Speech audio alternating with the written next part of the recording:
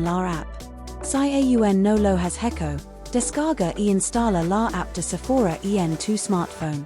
Puedes encontrarla en la App Store o en Google Play Store. Aba la aplicación de Sephora y crea una cuenta nueva o inicia sesión con la QYATNs. Asegurate de utilizar la misma cuenta en la que quieres añadir la tarjeta regalo. Una vez que haya iniciado sesión, vea la sección mi cuenta de la aplicación. Normalmente se encuentra en la barra de menú inferior o en las opciones de menú, accesibles desde la esquina superior izquierda o derecha de la pantalla. Dentro de la sección mi cuenta, busque una opción relacionada con las tarjetas regalo. Puede estar etiquetada como tarjetas regalo.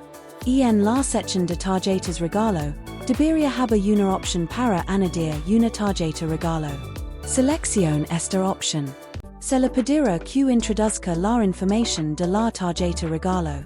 Esto suele incluir el número y el PIN de la tarjeta regalo. Puedes encontrar esta información en el reverso de tu tarjeta regalo de Sephora.